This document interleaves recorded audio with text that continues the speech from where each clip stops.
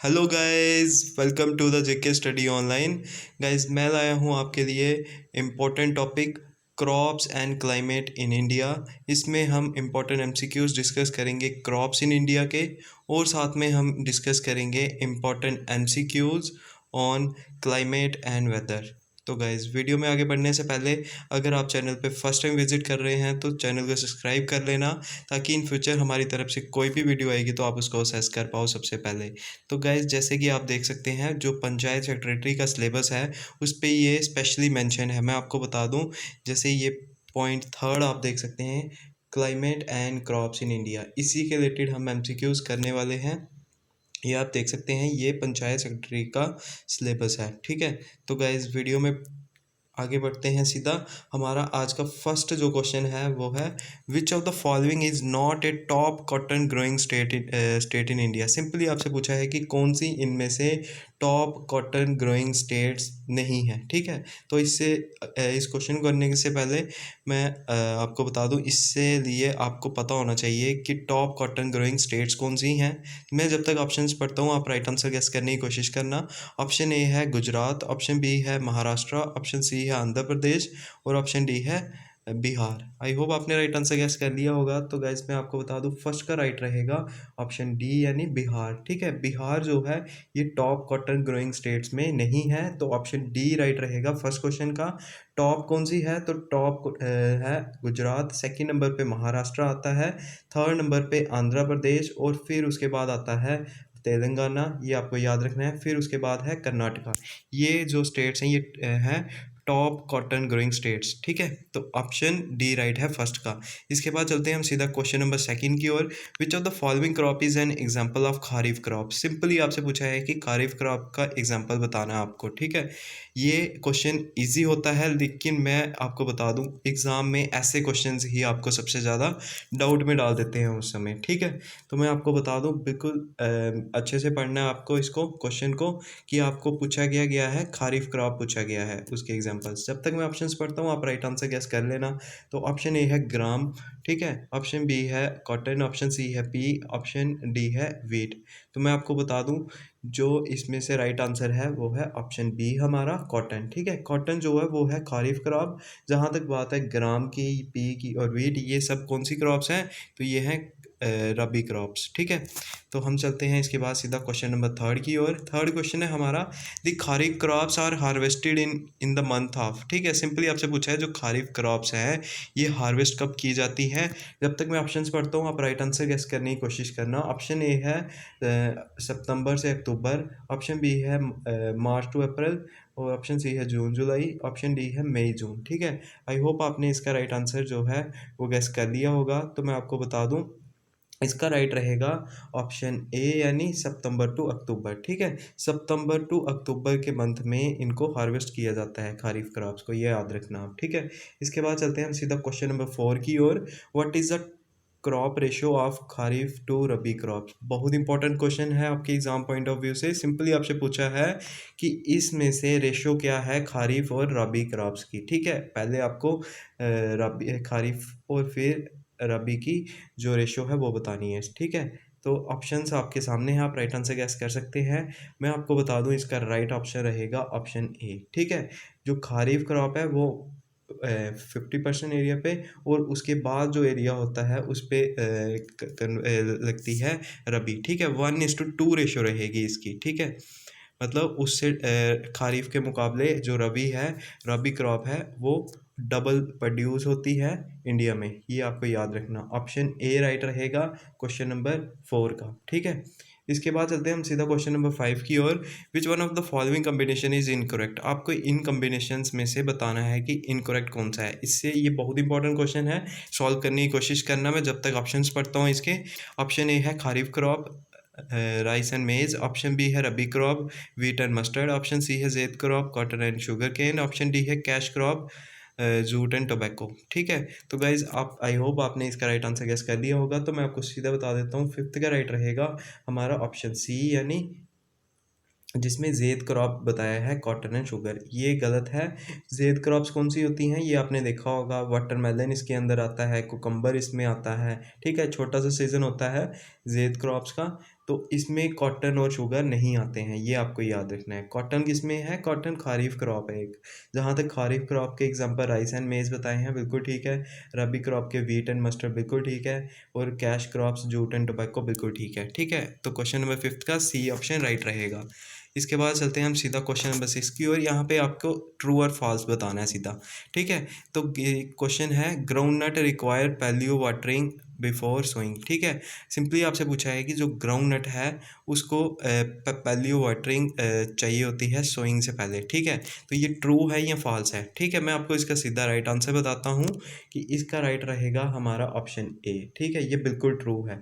Ground नट जो है ये आपको पता होना चाहिए, ये हमारी खरीफ क्रॉप है। ठीक है, कौन सी क्रॉप है? खरीफ क्रॉप है। कभी नहीं बोलना है, एग्जाम में एज इट इज़ पूछा भी गया है कि ग्राउंडनट कौन सी क्रॉप है। ये खरीफ क्रॉप है और इसको हमें वाटर की बहुत ज़्यादा ज़रूरत होती है इसके लिए। ठीक है, अगर वाटर इसमें एक्सेसिव में नहीं होगा तो ये जो है इसकी कल्टीवेशन जो है वो नहीं हो पाएगी, या तो फिर इसकी जो प्रोडक्शन है उस पर बड़ा ज़्यादा इफेक्ट पड़ेगा। ठीक है, तो क्वेश्चन नंबर 6 का ट्रू है। ठीक है, इसके बाद सीधा चलते हैं हम क्वेश्चन नंबर 7 की ओर। इसमें हमें पूछा है who is the father of Indian green revolution. ठीक है, बहुत इंपॉर्टेंट क्वेश्चंस हैं। इससे आपके 2 क्वेश्चंस में यहाँ पे क्लियर करवाने की कोशिश करूँगा। आपके सामने 4 ऑप्शंस हैं, जब तक ऑप्शन पढ़ता हूँ आप राइट आंसर गैस कर लेना, क्योंकि मैक्सिमम को ये पता भी होगा इसका। ऑप्शन ए है डॉक्टर विलियम गॉड, फिर ऑप्शन बी है doctor M S Swaminathan, option C है नॉर्मन बोरलॉग, ऑप्शन डी है वर्गीस कुरियन। ठीक है, आई होप आपने राइट आंसर गेस कर लिया होगा। तो guys father of Indian green revolution अगर पूछा जाएगा तो उसका राइट आंसर रहेगा ऑप्शन बी। ठीक है, डॉक्टर एम एस स्वामीनाथन। अगर पूछा जाएगा कि father of world green revolution तो उसका आंसर होगा आपका ऑप्शन सी। ठीक है, नॉर्मन बोरलॉग। याद रखना, अगर पूरे वर्ल्ड में पूछा होगा तो नॉर्मन बोरलॉग होंगे, इंडिया के कॉन्टेक्स्ट में होगा तो डॉक्टर स्वामीनाथन होंगे। ठीक है, और इंडिया में अगर आपको पता ही होगा जो ऑपरेशन फ्लड था वो लाया था किन्होंने? वर्गीस कुरियन जी ने। ये अमूल के फाउंडर भी हैं। ठीक है, अमूल आप जो अभी यूज़ करते हो उसके फाउंडर हैं वर्गीस कुरियन।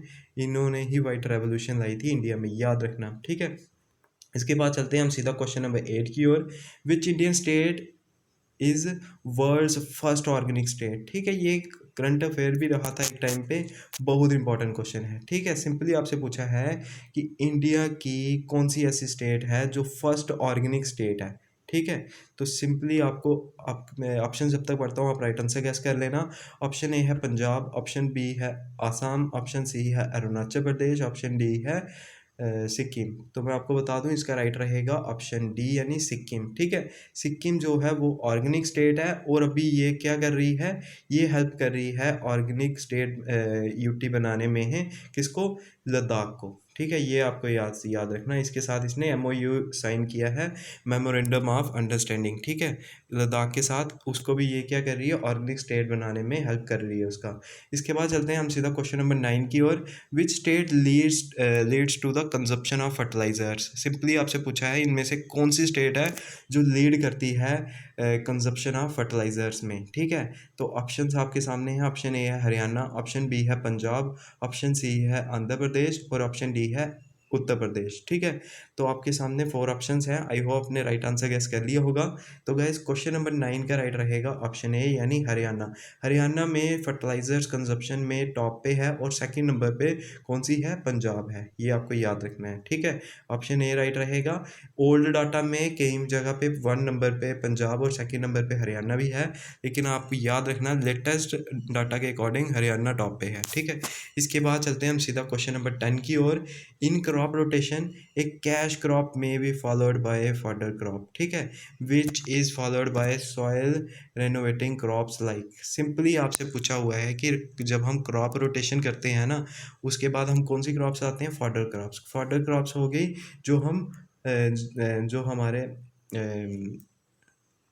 जानवर्स होते हैं रखे हुए हमने, काऊ, डोमेस्टिकेटेड एनिमल्स, उनके लिए जब हम कुछ क्रॉप्स उगाते हैं जैसे कि फॉडर क्रॉप्स उनको बोला जाता है। ठीक है, जैसे कि घास उगाते हैं कई बार। ठीक है, तो वो भी जब उगाई जाएगी उसको फॉडर क्रॉप्स की कैटेगरी में लाया जाता है। तो उसके बाद जो है सॉइल रिनोवेट की जाती है। वो किस तरह से की जाती है? जब हम क्या कल्टीवेट करते हैं, राइस करते हैं, मेज़ करते हैं, ओट्स करते हैं या फिर ग्राम्स एंड पल्सेस करते हैं। तो मैं आपको बता दूं, इसका राइट रहेगा option D. Grams and pulses को यहाँ पे किया जाता है क्योंकि इसकी जो रूट्स होती है ना, उसमें होता है नाइट्रोजन फिक्सिंग बैक्टीरिया, ठीक है, जो क्या करता है सॉइल की फर्टिलिटी को इंक्रीज करता है। फिर उसके बाद जो नेक्स्ट टाइम जो भी क्रॉप्स उगाएंगे तो उसको फर्टिलिटी मिलेगी। इसीलिए जब रोटेशन में ग्राम्स एंड पल्सेस को भी उगाया जाता है लैंड में, ये याद रखना आप, ठीक है। इससे क्या मिलती है? नाइट्रोजन मिलती है प्लांट्स को जो उसके बाद उगेंगे, ठीक है। इसके बाद चलते हैं हम क्वेश्चन नंबर 11 की ओर। 11 है हमारा क्वेश्चन आज का, which one willow is an example of overlapping crop, ठीक है। ओवरलैपिंग का अगर आपको नहीं पता है तो मैं आपको बता दूं, एक ऐसी क्रॉप्स जो एक सीज़न से नेक्स्ट सीज़न में मतलब वो चले जाएं, मतलब वो एक सीज़न से सेकंड जो सीज़न आ रहा हो उसमें भी मतलब कल्टीवेट हो सकती है, उसमें भी जा सकती है, ठीक है। तो वो कौन सी क्रॉप है? ऑप्शंस हैं, ए टोबैको, बी वीट, या फिर ऑप्शन सी है मिलेट्स, या फिर ऑप्शन डी है शुगर केन।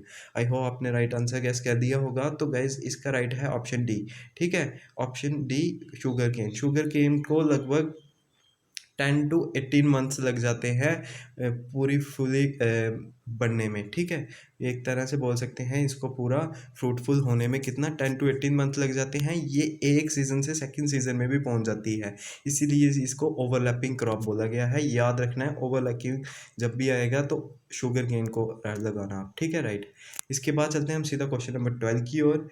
11 और साथ में 12 ये दोनों बहुत कॉन्सेप्चुअल क्वेश्चंस हैं, अच्छे क्वेश्चंस हैं, बोलना नहीं इनको। क्वेश्चन नंबर 12 जो है ये है, heavy retentive soil is favourable for which type of crop, ठीक है। हैवी रिटेंटिव सॉइल मैं आपको बता दूं, ये ऐसी क्रॉप होती है जिसमें क्या होता है, जिसमें 40% क्ले होती है, ठीक है। और ये हाईली फर्टाइल सॉइल होती है।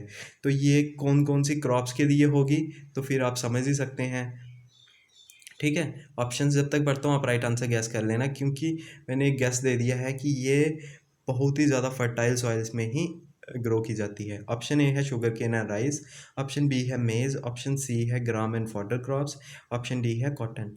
तो मैं आपको बता दूं, इसका राइट रहेगा हमारा ऑप्शन ए, ठीक है। क्वेश्चन नंबर 12 का ए ऑप्शन राइट रहेगा। शुगर केन और राइस में ये जो है हैवी रिटेंटिव सॉइल जो है वो फेवरेबल रहती है, ठीक है। इसके बाद चलते हैं हम क्वेश्चन नंबर, एक ऐसा क्वेश्चन नंबर, ये है आपको आंसर करना, ठीक है। इसका आंसर मैं नहीं बताऊंगा, आप मुझे इसका कमेंट सेक्शन में बताओगे इसका राइट आंसर, ठीक है।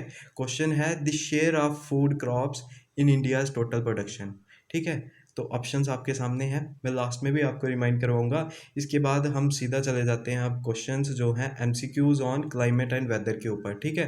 तो फर्स्ट जो हमारा क्वेश्चन है, विच one of the following states receive the highest rainfall during winter months. Simply आपसे पूछा है कि इनमें से कौन सी स्टेट्स हैं जो रिसीव करती हैं हाईएस्ट रेनफॉल विंटर मंथ्स में, ठीक है। आपके सामने ऑप्शंस जो हैं मैं पढ़ता हूँ, जब तक आप राइट आंसर गेस करने की कोशिश करना। ऑप्शन ए है केरला, ऑप्शन बी है पंजाब, ऑप्शन सी है मेघालय, ऑप्शन डी है तमिलनाडु, ठीक है। आई होप आपने राइट आंसर गैस कर लिया होगा। तो इसका राइट रहेगा ऑप्शन डी, ठीक है। तमिलनाडु इसका राइट आंसर है। ये मत सोचना कि मेघालय इसका राइट है, वहाँ पे चेरापूंजी और साथ में मेसराम है, नहीं। आपको पूछा है विंटर सीजन में सबसे ज़्यादा बारिश कहाँ होती है, तो ये तमिलनाडु में होती है, याद रखना। इसके बाद है question number second, Mumbai receives more rainfall than Pune because. Simply आपसे पूछा है मुंबई में जो है रेनफॉल जो है वो ज़्यादा होता है एज कम्पेयर टू पुणे, इसका क्या कारण है? ऑप्शन से जब तक पढ़ता हूँ आप राइट आंसर गैस कर लेना। ऑप्शन ए है Pune has greater vegetation than Mumbai, option B है Mumbai is a coastal city, option C है Mumbai is on the windward side, या फिर ऑप्शन डी है Pune is at a greater elevation, ठीक है। आई होप आपने राइट आंसर गैस कर लिया होगा। तो गाइस क्वेश्चन नंबर सेकंड का राइट रहेगा ऑप्शन सी, ठीक है। Mumbai is on the windward side, ठीक है। ये विंडवर्ड साइड है, इसीलिए मुंबई में जो है वो रेनफॉल ज़्यादा होता है एज़ कम्पेयर टू पुणे, ठीक है। इसके बाद हम चलते हैं सीधा क्वेश्चन नंबर थर्ड की ओर। Heavy rainfall during the month of October and November is received by, ठीक है।